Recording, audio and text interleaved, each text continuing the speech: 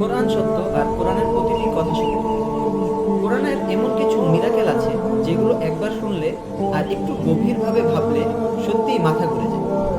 কিছুদিন আগে এই ছবিটা ওয়ার্ল্ড ওয়াইড ভাইরাল হয়। একজন ফেমাস ফটোগ্রাফার 28 দিন ধরে চাঁদের মুভমেন্ট ক্যাপচার করেন।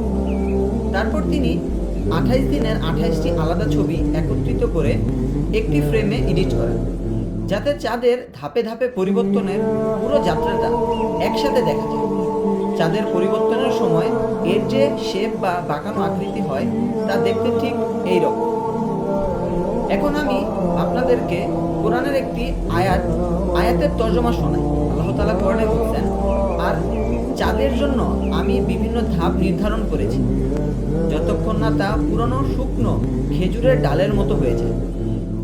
এবার আপনি এই শুকনো খেজুরের ডালটা দেখুন, খেয়াল করবেন এর বাঁকা, এর কার্ভ, এর গঠন একেবারে সেই একই ডিজাইন, যেই ডিজাইনটা ওই ফটোগ্রাফার চাঁদের ছবিতে ক্যাপচার করেছিলেন। অথচ আজ থেকে 1400 বছর আগে এমন কোনো টেকনোলজি ছিল না।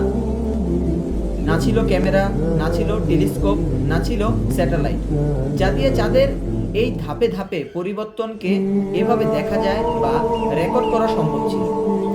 ইতিহাস বলে প্রথম স্থায়ী ফটোগ্রাফি তৈরি হয় 1920-এর দশকে।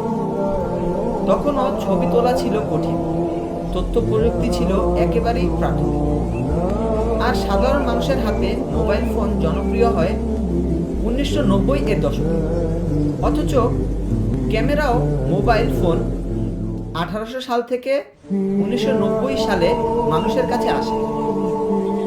তাহলে কোন শক্তি, কোন জ্ঞান, কোন সত্তা আরো 1400 বছর আগে চাঁদের এই পরিবর্তন কোরআনের মাধ্যমে তুলে ধরেছেন? আল্লাহু আকবার। এটা আল্লাহ ছাড়া আর কে পারে?